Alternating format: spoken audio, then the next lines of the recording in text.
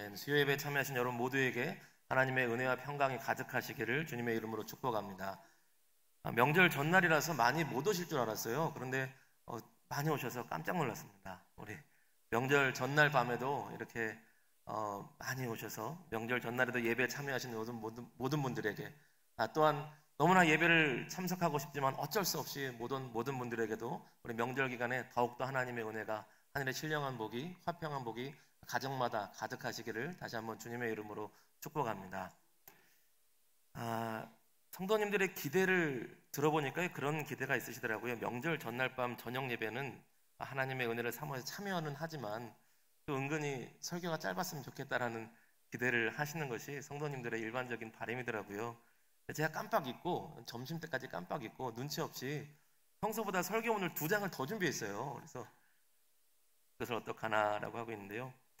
소원하기는 하나님의 성령께서 절제의 영으로 임해 주셔서 중요한 것만 전하고 불필요한 것은 잘 절제할 수 있는 마음을 주시기를 간절히 소원합니다. 아멘 하실 줄 알았습니다. 우리가 수요 예배 때 이 레위기 말씀들을 보면서 제사 제도를 보고 있습니다. 5대 제사가 있는데요. 도표를 지지난주에 한번 정리해드렸었는데 한 번 더 봤으면 좋겠습니다. 우리 오늘 PPT도 많아요. 5대 제사가 있는데요. 번제, 소제, 화목제, 속죄제, 속건제라는 5가지의 제사가 있습니다. 앞부분에 있었던 우리 번제, 소제, 화목제까지 우리 지난주에 나눴었고요. 번제, 소제, 화목제, 특히 번제는 창세기도 나올 만큼 이미 하나님과의 관계 속에서 온전한 헌신을 상징하는 제사이기 때문에 언약을 맺기 전에도 이제 창세기에도 등장을 합니다. 화목제는 출애굽기에서 등장하기 시작하고요. 속죄제와 속건제가 비로소 하나님과 언약을 맺은 주의 백성들이 죄 사함을 받고 하나님과 친밀한 관계를 유지하기 위해서 하나님께서 주신 특별한 제사가 속죄제와 속건제입니다. 우리 다음 도표 한번 보여주실까요? 속죄제와 속건제를 죄 사함을 위한 제사라 그랬는데요. 이게 4장 1절부터 6장 7절까지 이어지게 됩니다. 속죄제는 율법을 어기거나 혹은 이제 부정함을 정결하게 하기 위해서 이제 하는 제사고요. 속건제는 재산상의 피해를 입혔을 때 혹은 성물에 대한 피해를 입혔을 때 재산적으로 배상해야 될 일, 금전적으로 배상할 일에 대해서 잘못이 있을 때 속건제를 드리게 됩니다.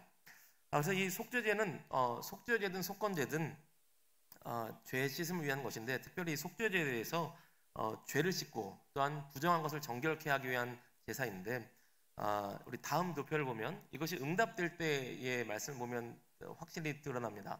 레위기 4장 20절을 보면 그가 사함을 받으리라 라는 것을 통해서 죄 사함을 위한 주신 말씀이라는 것이 드러나고요. 목적이요. 또한 오늘 우리가 보지는 않겠지만 레위기 12장 8절에서 그가 정결하리라, 제사가 하나님 앞에 받아들여졌을 때 정결함을 입으리라 라는 말씀을 통하여서 부정한 것이 정결케 되는 목적을 가지고 속죄제를 드린다라는 것을 알 수가 있습니다. 자, 이제 본격적으로 오늘 4장 말씀을 좀 들어가면요. 4장 1절과 2절 말씀을 한번 읽어보시겠습니다. 4장 1절, 2절 같이 읽겠습니다. 여호와께서 모세에게 말씀하여 이르시되 이스라엘 자손에게 말하여 이르라. 누구든지 여호와의 계명 중 하나라도 그릇 범하였으되. 아멘. 속죄제에 대한 계명과 말씀을 주시는데 하나님께서 모세에게 말씀하여 이르시되 라는 것으로 시작이 됩니다. 속죄제 또한 하나님께서 모세에게 말씀하여 주심으로 속죄제의 제사가 이루어지게 됩니다. 속죄제란 제사 자체도 출발점이 정성을 들여서 우리가 회의를 해서 논의해서 만든 것이 아니라 하나님의 뜻으로부터 시작되었다는 것입니다. 그 말씀은 제사 자체의 능력이 있는 것이 아니고요. 제물 자체의 능력이 있는 것이 아니고요. 하나님의 뜻의 능력이 있는 것이며 하나님의 은혜의 능력이 있는 것입니다. 여러분, 속죄제를 통하여서 소를 희생제물 삼아, 양을 희생제물 삼아 그 피를 흘려서 죄를 사함받는다고 하나님께서 받아주신다고 했지만 분명히 깨달아야 될 것은 소 자체가 우리를 용서할 수 있는 능력이 있는 것이 아니고 양이나 염소가 우리를 죄를 용서할 수 있는 능력이 있는 것이 결코 아닙니다. 하나님의 뜻, 하나님의 말씀, 하나님의 은혜에 우리의 죄를 용서해 주시는 그 은혜가 있는 것입니다. 하나님께서 그렇게 불러주신 것이죠. 하나님의 주도로 불러주신 것입니다. 그리고 2절에 이스라엘 자손에게 말하 이르라 누구든지 여호와의 계명 중 하나라도 그릇 범하였으되 라고 하십니다. 계명 중 하나라도 그릇 범하였으되 라고 말씀하시는데요. 그렇게 계명을 어겼을 때, 율법을 어겼을 때, 윤리적인 문제가 있을 때 하나님 앞에 죄를 용서받기 위하여서 드리는 제사가 속죄제라는 것입니다. 근데 그릇 범하였다라는 말씀은요, 나중에 부지 중에 범하였을 때라는 말과 동일한 말씀입니다. 그 말씀은 실수로 하나님의 율법을 어겼다는 거예요. 일부러 하나님의 율법을 어기는 게 아니라 실수로. 예를 들어서 누가 내 물건을 훔쳐가서 잡으려고 가다 보니까 이상해요. 마을이 조용해요. 이렇게 사람들이 조용하지? 안식일이었어요. 안식일이어서 거기까지 가면 안 되는데 갔던 거예요. 실수로 안식일을 범하게 되었던 것이죠. 이렇게 실수로 범한 죄에 대해서 하나님 앞에 속죄제를 드리는 것입니다. 좀 극단적으로 속죄제 드리면 되지 뭐. 죄 드리면 이 속죄제 제사 제물 드리면 용서해 줄 텐데 좀 대충 살면 어때? 이것은요 해당하지 않는다는 겁니다. 이렇게 막 살면서 대충 살면서 범죄하면서 제물 드리는 것 하나님께서 그 제사는 받지 않으신다는 것이죠. 그런데 더 무서운 것은요 실수로 부지 중에 그릇 하나라도 범하였을 때 하나님의 율법과 계명 중에 하나라도 범하였을 때 하나님 앞에 속죄제를 드리기 위해 죄를 사함받기 위해 나와야 된다는 것입니다. 송아지든 양이든 염소든 내가 부지 중에 실수로 한 번이라도 율법을 어겼을 때 그 죄를 용서받기 위해 다시 나오는 겁니다. 여러분 그렇게 나의 죄를 사함받기 위해 실수로라도 하나님 앞에 율법을 어겼을 때 소를 드리고 양을 드리고 염소를 드리고 내가 각을 떠서 피를 흘리고 죽어가는 모습을 보면서 하나님 앞에 나왔을 때 제사를 드린 제물을 드린 헌제자는 얼마나 깊이 깨달을까요? 내가 다시는 이 죄를 범하지 않겠다고 결단했는데 하나님 제가 또 나왔습니다. 하나님 앞에 제가 다시는 이렇게 살지 않겠다고 결단했는데 또 나왔습니다. 실수로라도 드리는 그 죄를 용서받기 위해 하나님 앞에 제물을 드리며 나왔던 하나님의 백성들은 정말 가슴을 치며 애통하며 율법을 지키지 못하고 범죄할 수밖에 없는 자신에 대해서 하나님 앞에 눈물로 나왔을 것입니다. 여러분 우리는 이렇게 제사를 드리며 하나님 앞에 피를 쏟으며 나왔던 제물들의 피를 쏟으며 각을 뜨고 태우면서 나왔던 그 예배자들의 마음을 우리는 한 번쯤 생각해 봤으면 좋겠습니다. 우리는 우리가 어떻게 하나님 말씀 다 지켜? 어떻게 우리가 예수님 닮아갈 수 있나? 좀 적당히 살아야지 라는 생각이 은연중에 있는 것 같아요. 그런데 필사적으로 노력했던 사람들 한 번이라도 하나님 앞에 말씀을 더 어기지 않기 위해서 노력하고 필사적으로 살았던 사람들과 대충 어떻게 그럴 수 있어 대충 살지 뭐 라고 했던 사람들에게는요 그 은혜의 깊이가 다를 것 같습니다. 여러분 우리 구약시대의 성도님들의 그 열심을 본받기를 원합니다. 부지 중에 하나라도 실수 중에 하나라도 하나님의 말씀을 어기지 않고자 열심히 부단히 하나님의 기쁨이 되고자 살았던 우리 믿음의 선조들의 그 열심을 본받을 수 있는 저와 여러분 되시기를 소원합니다. 이제 그 제물을 드리는데요. 우리 4장 3절 4절 말씀 한번 보시겠습니다. 4장 3절 4절 같이 읽겠습니다. 만일 기름 부음을 받은 제사장이 범죄하여 백성의 허물이 되었으면 그가 범한 죄로 말미암아 흠 없는 수송아지로 속죄 제물을 삼아 여호와께 드릴지니 그 수송아지를 회막 문 여호와 앞으로 끌어다가 그 수송아지의 머리에 안수하고 그것을 여호와 앞에서 잡을 것이요. 아멘. 여호와 앞에서 회막문 앞에서 수송아지를 잡는데요. 4장 3절에 만일 기름 부음을 받은 제사장이 범죄하여 라고 되어 있습니다. 그러면 백성의 허물이 되었으니 라고 됩니다. 미리 속죄 제물의 특징을 미리 하나 얘기를 해드리면 우리는 그런 생각을 합니다. 내가 큰 죄를 지었으면 큰 제물을 드리고 작은 죄를 지었으면 작은 제물을 드리면 되겠구나. 우리는 이런 생각을 합니다. 일반적으로 우리 형법에서는 그렇지요. 큰 죄를 지면 더 크게, 작은 죄를 지면 더 작게. 물론 이 이후에 배상에 있어서는 120%로 배상을 하게 되어 있습니다. 그러니까 크게 손해를 입히면 더 크게 갚아야 되고, 작게 손해를 입히면 작게 갚는 것은 맞습니다. 근데 하나님 앞에 재물을 드림에 있어서는 내가 큰 죄를 졌다고 큰 재물, 작은 죄를 졌다고 작은 재물이 아니라 누가 죄를 졌냐가 더 중요한 것입니다. 속죄제에 있어서 제사장이 범죄를 하면 이것은 온 백성이 죄를 진 것과 똑같이 여긴 받습니다. 누가 죄를 졌냐가 중요한 겁니다. 제사장이 죄를 졌느냐, 그리고 온 회중이, 온 백성이 죄를 졌느냐, 혹은 족장이, 장로가 죄를 졌느냐, 혹은 일반 평민이 죄를 졌느냐, 이것에 따라서 재물이 달라집니다. 우리 방금 읽었던 레위기 4장 3절은 만일 기름 부음을 받은 제사장이 범죄하여 백성의 허물이 되었으면 그 범한 죄로 말미암아 흠없는 수송아지로 드릴 것이요 라고 되어 있습니다. 우리 성경 구절을 중간중간 찾아볼 텐데요, 4장 13절 14절을 보면 온 회중과 백성에 대해 나와 있습니다. 우리 4장 13절 14절 같이 읽습니다. 만일 이스라엘 온 회중이 여호와의 계명 중 하나라도 부지 중에 범하여 허물이 있으나 스스로 깨닫지 못하다가 그 범한 죄를 깨달으면 회중은 수송아지를 속죄제로 드릴지니 그것을 회막 앞으로 끌어다가. 아멘. 온 회중의 죄, 이스라엘 온 민족의 죄는요, 제사장의 죄와 동일합니다. 수송아지예요. 제사장의 죄는 온 민족의 죄와 동급입니다. 수송아지예요. 그 다음으로는 우리 족장인데요, 장로라고 할 수 있겠죠. 레위기 4장 22절과 23절 말씀 보겠습니다. 22절 23절입니다. 같이 읽습니다. 만일 족장이 그의 하나님 여호와의 계명 중 하나라도 부지 중에 범하여 허물이 있었는데 그가 범한 죄를 누가 그에게 깨우쳐주면 그는 흠 없는 숫 염소를 예물로 가져다가. 아멘. 족장이 범죄하면 숫 염소를 가져갑니다. 그 다음 평민이 범죄하면 암염소를 가져갑니다. 읽어보시죠. 27절 28절입니다. 같이 읽겠습니다.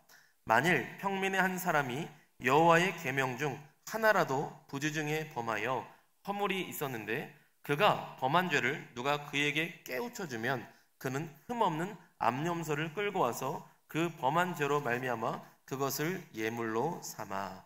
아멘. 평민이면 암염소를 하나님 앞에 예물로 드리게 되어 있습니다. 물론 비싼 걸로 치면 암소와 암염소가 더 비쌉니다. 그런데 대표성의 원리죠. 하나님께서 순염소를 족장의 제물로 받으십니다. 조금 더 보면요, 보시는 김에 조금 더 보면 가난한 사람, 그리고 더 가난한 사람에 대한 말씀도 있습니다. 레위기 5장 7절 말씀입니다. 레위기 5장 7절 같이 읽습니다. 만일 그의 힘이 어린 양을 바치는 데에 미치지 못하면 그가 지은 죄를 속죄하기 위하여 산비둘기 2마리나 집비둘기 새끼 2마리를 여호와께로 가져가되 하나는 속죄제물로 삼고 하나는 번제물로 삼아. 아멘. 가난한 사람, 어린 양이나 혹은 순염소를 드릴 수 없는 사람은 비둘기 2마리로 하나님 앞에 바쳐서 속죄제물로 삼아라 라고 하십니다. 근데 이것도 할 수 없는 사람은 어떡하죠? 이것도 할 수 없는 사람? 이것도 할 수 없는 사람은요, 그때 소제를 드립니다. 소제로 드리는 제물도, 곡식으로 드리는 제물도 속죄제물로 받아주시겠다고 말씀하세요. 5장 11절 말씀 한번 보시겠습니다. 5장 11절 같이 읽습니다. 만일 그의 손이 산비둘기 2마리나 집비둘기 2마리에도 미치지 못하면 그의 범죄로 말미암아 고운 가루 10분의 1 에바를 예물로 가져다가 속죄제물로 드리되 이는 속죄제인즉 그 위에 기름을 붓지 말며 유향을 놓지 말고. 아멘. 너무 가난해서 비둘기로도 혹은 우리식으로 하면 닭 한 마리로도, 닭 2마리로도 드릴 수 없으면 곡식으로 하나님 앞에 속죄제물을 드리라고 말씀하십니다. 10분의 1 에바라고 되어 있는데요. 이제 10분의 1 에바라는 것이 이 바구니, 큰 바구니라는 뜻입니다. 22리터쯤 되고요. 10분의 1이니까 한 2리터쯤 됩니다. 2리터 되는 큰 페트병 하나 정도 될 것 같습니다. 제가 설명을 드리기 전에 다 설명을 할 수가 없을 것 같아서 도표로 정리를 했습니다. 우리 도표 한번 보여주실까요?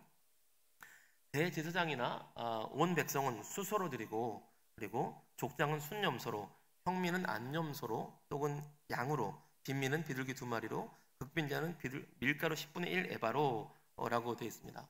그 대화에 대한 내용도 앞으로 나올 것인데 유튜브에 올라가고 있겠죠. 다 기억 못하시면 영상을 찾아보시면 됩니다.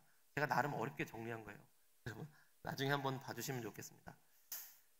우리가 여기서 기억해야 될 것이요, 우리가 교훈을 낼 것이요, 죄의 크기에 대해서 재물이 다른 것이 아니라 직분자에 따라서 재물의 내용이 달라진다는 것입니다. 제사장의 죄가 원회중의 죄와 같습니다. 여러분 오늘로 치면 어떨까요? 저는 이게 참 무섭습니다. 오늘로 치면요, 교회 안에서는요, 목사님들, 장로님들의 죄가 평민, 새신자, 또 새가족하고 비교하자면 새가족의 죄와 목사님, 장로님들의 죄가 하나님께서 다르게 처리하신다는 것이죠. 이게 참 무섭습니다. 이게 무서운 말씀입니다.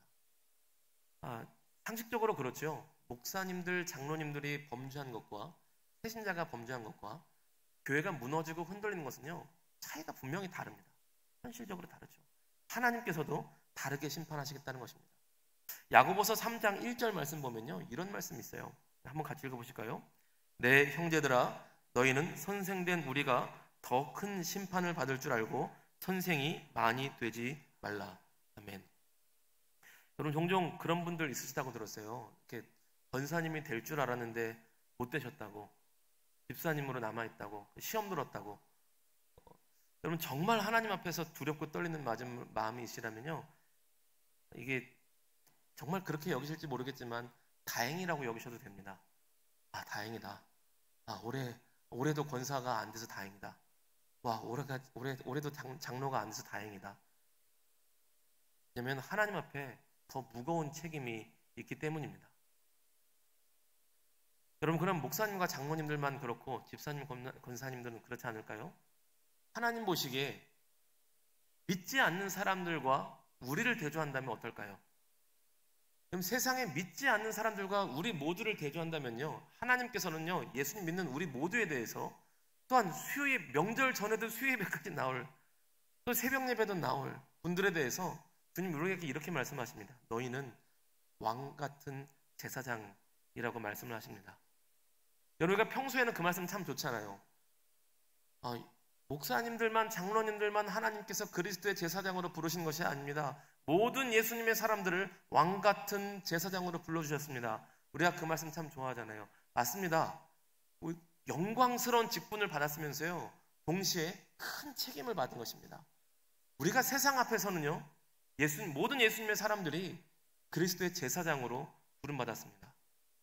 여러분, 그래서 우리는요, 세상 앞에서 모든 예수님의 사람들은 우리 평소에 담임 목사님 말씀하시는 것처럼 목사는 목사답게, 장로는 장로답게, 권사는 권사답게, 집사는 집사답게, 그 모든 것을 다 떠나서 예수님의 사람답게, 하나님의 사람답게 살아야 될 줄로 믿습니다. 그것이 하나님께 영광되는 일이며 그것이 전도에 방해가 되는 일이라면 하지 말아야 되고, 우리의 삶에 그리스도의 향기가 남으로 말미암아 우리의 삶을 통하여서 많은 영혼이 전도되는 일에 쓰임받는 저와 여러분 모두가 되시기를 주님의 이름으로 축복합니다. 여러분 또 하나, 그리고 극빈자도 가난한 자도 예물을 드리고 속죄를 제사를 드리도록 말씀이 있었는데요, 이 말씀은요, 부자도 죄사함 받아야 되지만 가난한 자도 죄사함 받고 구원 받아야 된다는 것입니다. 가끔 이렇게 우리는 오해를 할 때가 있어요. 가난한 사람을 착한 사람이라고 생각할 때가 있습니다. 부자는 나쁜 사람이라고 생각할 때가 있어요. 그렇지 않습니다. 부자나 가난한 자나 똑같이 다 하나님 앞에 범죄한 죄인입니다. 여러분 정말 그렇습니까?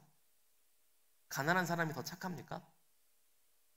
가난한 사람이 힘이 없는 것이지요, 그 속에 있는 죄성은 똑같습니다. 힘이 주어지고 돈이 주어지고 기회가 주어지면 범죄하지 않을 자신이 있을까요? 하나님께서는 부자도, 우리가 보기엔 대단해 보이는 그 사람도, 대통령도, 삼성 회장도, 현대 회장도 우리가 보기엔 대단한 사람일지라도 하나님 앞에 범죄한 죄인으로 용서받아야 될 죄인입니다. 그러니까 우리가 보기에 아무리 가난한 사람도, 아무리 불쌍한 사람도 하나님 앞에 용서받아야 될 죄인입니다. 모든 사람이 하나님의 은혜로 죄사함받아야 될, 구원받아야 될 대상이라는 것입니다. 여러분, 우리 주변에 어떤 사람이라도 죄사함의 은혜가 필요하지 않은 사람이 없습니다. 여러분, 그러므로 여러분 주변에 있는 사람들을 위해서 기도하시기를 바랍니다. 명절에 만날 우리 가족들을 위해서, 아직 구원의 은혜를 모르는 우리 가족들을 위해서. 부자라서 괜찮겠지, 저 사람은 교회 안 다니지만 부자라서 행복할 것 같아, 그 사람도 죄사함의 은혜가 필요합니다. 가난한 사람한테 어떻게 헌금하라고 했을 수 있어, 어떻게 헌금하고 교회 나오라고 할 수 있어, 그 사람도 그리스도의 은혜가 필요합니다. 우리 주변의 모든 소중한 사람들을 위해서 죄사함의 은총을 받도록 우리가 그리스도의 제사장이 되어 중보기도하는 저와 여러분 되기를 소원합니다. 우리 4장 4절에서 7절 말씀 한번 보실까요? 4장 4절에서 7절 말씀입니다. 같이 읽겠습니다. 그 수송아지를 회막문 앞 여호와 앞으로 끌어다가 그 수송아지의 머리에 안수하고 그것을 여호와 앞에서 잡을 것이요, 기름 부음을 받은 제사장은 그 수송아지 피를 가지고 회막에 들어가서 그 제사장이 손가락에 피를 찍어 여호와 앞 곧 성소의 휘장 앞 7번 뿌릴 것이며, 제사장은 또 그 피를 여호와 앞 곧 회막 안 향단 뿔들에 바르고 그 수송아지의 피 전부를 회막 문 앞 번제단 밑에 쏟을 것이며. 아멘. 송아지를 잡는데요, 대표적으로 제사장의 경우를 보자면 제사장과 온 회중 같은 경우에는 그 소를 잡아서 회막 안으로, 성막 안으로 들어갑니다. 그리고 그 피를요 지성소 앞에 있는 둘째 휘장 앞에 7번을 뿌립니다. 7번을 뿌림은 완전수의 7은 7을 의미로 완전히 죄가 사해졌다는 의미가 있죠. 그리고 또한 그 피를요 향단, 성막 안에는 성소와 지성소가 있지 않습니까? 성소에는 세 가지밖에 없어요. 어렵지 않습니다. 그 등잔대와 떡상과 향단이 세 가지밖에 없습니다. 근데 향단에다, 향단 뿔에, 이렇게 내 귀퉁이에 나온 뿔에 피를 바릅니다. 이게 일반적인 속죄제하고 좀 차이가 나는 게요, 일반적인 속죄제는 성막 안으로 들어오지 않아요. 피를 가지고 번제단의 뿔에 바릅니다. 번제단의 뿔에 바르고 번제단의 뿔에 바른 다음에 바로 번제단 밑에 피를 쏟습니다. 그런데 제사장과 온 회중을 위한 제사들은 향단에 피를 바르고, 향단 뿔에, 분향단 뿔에 피를 바르고 그 다음에 그 피를 번제단으로 나아가서 번제단 밑에 쏟게 되었습니다. 온 회중의 피는, 제사장의 피, 제사장을 위한 피는 향단에 바르고 그 일반 백성의 피는 번제단의 뿔에 바르는데요, 아까 도표에는 제가 정리를 해놨으니까요, 나중에 한번 인터넷으로 찾아서 보시면 좋겠습니다.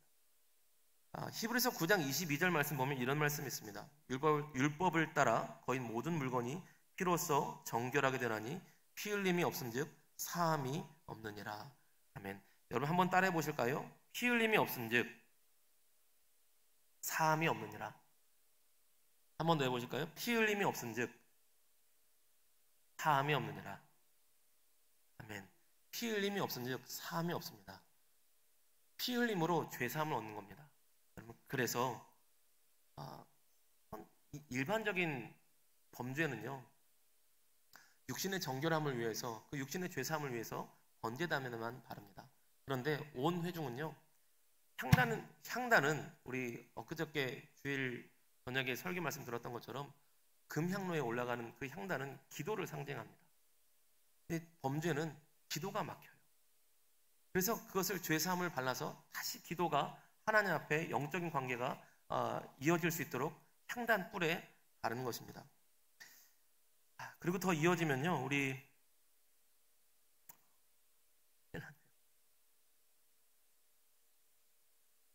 바로 끝까지 가야겠습니다. 우리 4장 8절에서 10절 말씀 한번 보실까요? 4장 8절에서 10절 말씀입니다. 같이 읽겠습니다. 또 그 속죄제물이 된 수송아지의 모든 기름을 떼어낼지니 곧 내장에 덮인 기름과 내장에 붙은 모든 기름과 두 콩팥과 위에 기름 곧 허리 쪽에 있는 것과 간에 덮인 꺼풀을 콩팥과 함께 떼어내되 화목제 제물의 소액에서 떼어냄 같이 할 것이요 제사장은 그것을 번제단 위에서 불사를 것이며. 맨. 불사라는 것이요 화목제랑 굉장히 유사합니다. 닮았어요. 거의 똑같습니다. 기름, 두 콩팥, 간엽 이것을 번제단 위에서 태웁니다. 번제단 위에서 태우는데요. 이제 기름은 이제 번영을 상징하죠. 가장 좋은 것을 드리는 향기를 내기도 하고요. 콩팥과 간 이것은 독소를 걸러내는 것을 상징합니다. 하나님 앞에서 죄를 정결케 하는 것을 상징하죠. 여기까지는 화목제하고 똑같은데 태워드리는 것이 똑같은데 남은 고기를 처리하는 방법이 다릅니다. 화목제는 그것을 넓적다리 하나만 제사장이 먹고 온 사람들이 같이 먹었는데 번제 같은 경우에 제사장을 위해서 드리면 그 남은 고기는요 영문 밖으로 나가서 번제단에서 태우지 않고요 진영 밖으로 나가서 이것을 다 태웁니다. 그리고 일반 백성을 위한 것은 제사장이 먹게 되어 있습니다. 나중에 도표를 한번 보시면 좋겠어요. 영문 밖에서 나가서 남은 것을 다 태운다는 것이 의미가 있어요. 우리 4장 11절 12절 말씀 한번 보실까요? 11절 12절 같이 읽겠습니다. 시작. 그 소송아지 가죽과 그 모든 고기와 그것의 머리와 정강이와 내장과 똥 곧 그 송아지 전체를 진영 바깥 재 버리는 곳인 정결한 곳으로 가져다가 불로 나무 위에서 사르되 곧 재 버리는 곳에서 불사를 지니라. 아멘. 속죄제, 죄를 용서함 받는 것, 특별히 제사장과 온 백성을 위한 제사에 있어서는 그 가죽과 그 고기와 남은 것들을 번제단에서 태우지 않고요 하나님께서 왜인지 진영 밖으로 영문 밖으로 나아가서 밖에서 태우도록 하셨습니다. 그 이유를 이때만 해도 다 알 수가 없었어요. 근데 이 말씀이 성취되는 것을 통해서 하나님께서 왜 죄를 사하게 해주시는 속죄제는 온 백성을 위한 속죄제는 이 고기와 남은 것을 영문 밖에서 태우도록 하셨는가라는 것을 나중에서야 완전히 알게 됩니다. 언제냐 하면 예수님께서 죽으실 때. 우리 히브리서 13장 11절에서 13절 말씀 보시겠습니다. 히브리서 13장 11절에서 13절 말씀 같이 읽겠습니다. 이는 죄를 위한 짐승의 피는 대제사장이 가지고 성소에 들어가고 그 육체는 영문 밖에서 불사름이라. 그러므로 예수도 자기 피로써 백성을 거룩하게 하려고 성문 밖에서 고난을 받으셨느니라. 그런즉 우리도 그의 치욕을 짊어지고 영문 밖으로 그에게 나아가자. 아멘. 예수 그리스도께서 모든 희생 제사를 완성하셨는데요. 예수님도 십자가에 달려 죽으실 때에 성문 밖에서 영문 밖으로 나가셔서 달려 죽으심으로 예수님께서 모든 희생 제사를 완성하셨다는 것입니다. 여러분 이제 말씀을 정리하고 마치려고 하는데요.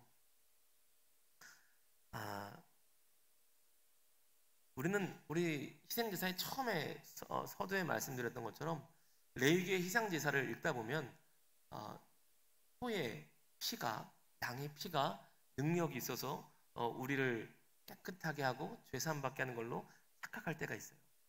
아닙니다. 소의 피는 능력이 없어요. 양의 피는 능력이 없습니다.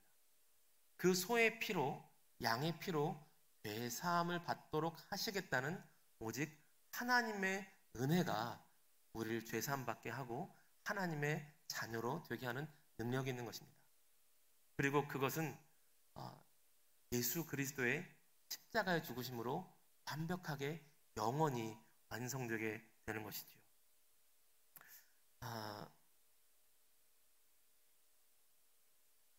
여러분 종종 그런 분들이 있어요. 이 담이 약해서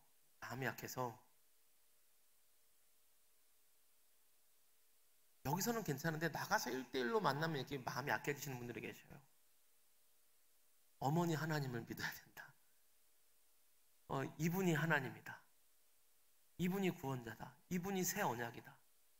이런 것들을 얘기하면 정말 그런가? 라고 해서 막 흔들리는 분들이 계십니다. 여러분 그런 분들이 있으면요, 차근차근 질문해 보셔야 돼요. 어떤 질문이냐? 아, 그분을 믿으면 구원받는다고요? 구원받는다는 게 무엇입니까? 하고 물어보세요. 그러면 구원을 어떻게 해야 받는 겁니까? 그럼 왜 그 사람을 믿어야 구원받습니까? 무엇으로부터 구원받는 것입니까? 우리는 죄와 저주로 인한 하나님의 심판으로부터 구원받는 것입니다. 그런데 그 죄 사함은 피 흘림이 없은즉 사함이 없습니다. 아까 따라 하셨죠? 피 흘림이 없은즉 사함이 없습니다. 그런데요, 자기가 하나님이라고 말하는 어떤 교주도, 제가 볼 때 어떤 교주도 우리를 위해서 피 흘린 교주가 없습니다. 호의호식하다가 범죄하고 방탕하게 살다가 그냥 늙어 죽습니다. 자기 수명을 다하고 죽어요. 그리고 예수님께서는 죽으신 다음에 하나님의 아들이심을 나타내시기 위해서 부활하시고 승천하셨습니다. 어떤 이단의 교주도 부활한 사람이 없어요. 우리 히브리서에 보면요, 예수 그리스도는 어제나 오늘이나 영원토록 동일하다고 말씀하십니다. 예수께서 우리를 위해 죽으셨습니다. 그 피를 흘리셨습니다.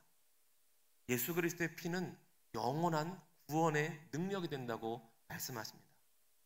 여러분, 그러므로 어떤 이단의 현혹을 해도, 막 성경 구절을 히브리어, 헬라어 가져다가 어떻게 해석을 해도 새 언약이 어떤지 엘로힘 막 설명하더라고요. 다 필요 없습니다. 구원은 피 흘림이 없은즉 죄 사함이 없습니다. 우리를 위해 죽으신 이는, 우리를 위해 피 흘리신 이는 예수 그리스도밖에 없습니다. 오직 예수 그리스도 외에 우리에게 구원을 얻을 만한 다른 이름을 주신 일이 없는 줄로 믿습니다. 그 예수 그리스도의 피 흘리심, 그 보혈의 은혜 감사하며 구원의 감격을 누리시는 저와 여러분 모두가 되시기를 주님의 이름으로 축복합니다. 네, 기도하겠습니다.